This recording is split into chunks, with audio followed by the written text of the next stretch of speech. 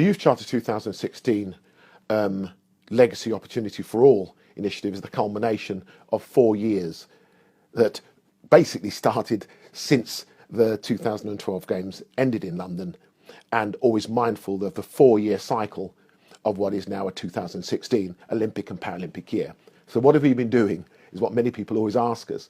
Well, from the launch of the 2013 Games Legacy Report, the Youth Charter 2012 Games Legacy Report at the House of Commons, we have since looked at those recommendations, and rather than waiting for something to happen, we decided we'd make something happen.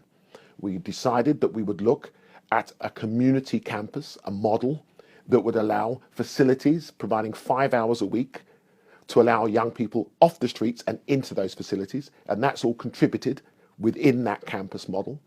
We then needed social coaches, another recommendation of our report, who are 21st century youth workers, but they're drawn from public, private, third sector, community sector, academic sector, so you get a really diverse and unique range of knowledge, wisdom and experience. But the first principle is that they have soft power, emotional intelligence. They're not looking for skills and technique, we're looking for behavioural characteristics for life.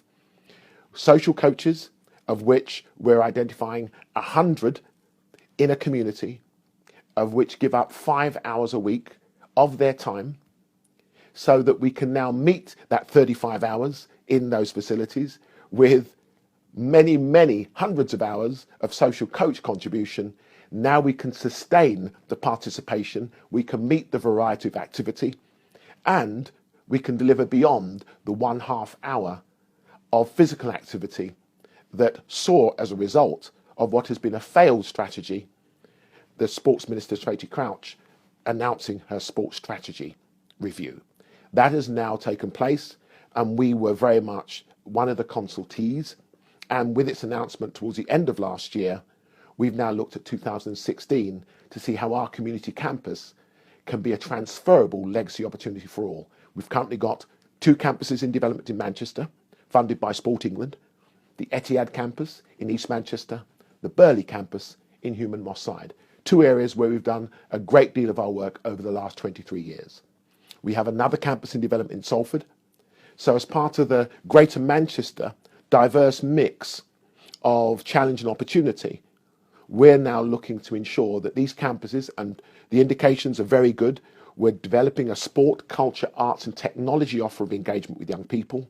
We're using apps to engage them and provide an ability to map, track and measure, an interactive portal for social coaches so they can be accredited, we can quality assure the offer and delivery, but provide real-time analysis on the classroom, playground and beyond the school gate, interactive, physically inactive, but made active through this overall approach. So it's exciting times for us. We've done a hell of a lot of groundwork. We're now pulling together partnerships that, again, were seen as critical in the sports strategy recommendations. They want to see community partnerships. We're now able to add value and contribute to that particular strategic aim. So we're on the right side, I believe, of the legacy effort.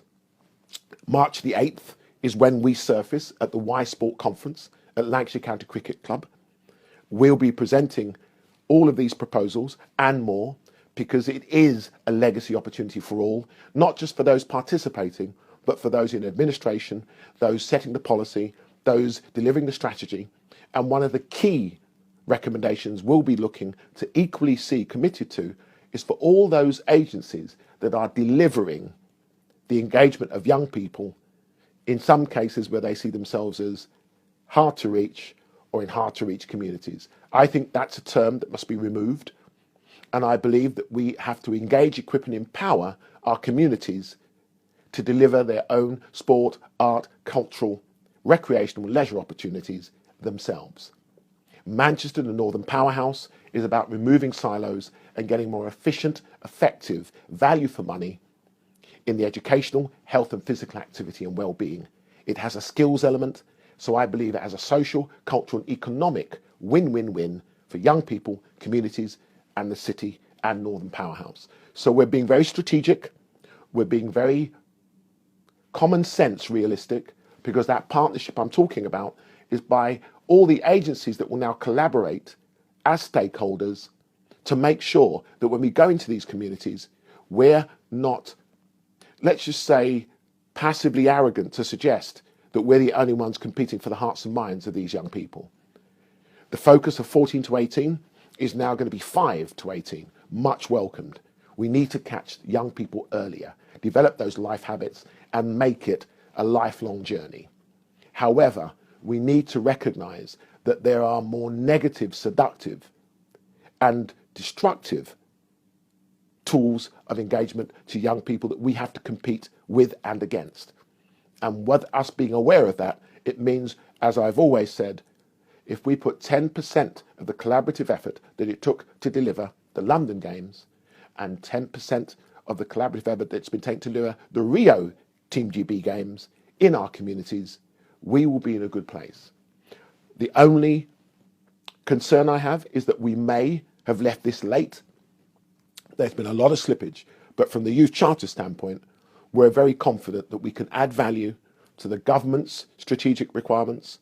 Sport England will be going through a consultation on the back of the strategy, but we're confident that we're in a good place to add value, to sustain a credible legacy opportunity for all, and to see our communities, our young people in those communities, irrespective of what you look like, where you come from, what you believe in, and what you sound like, genuinely have a participation opportunity for life.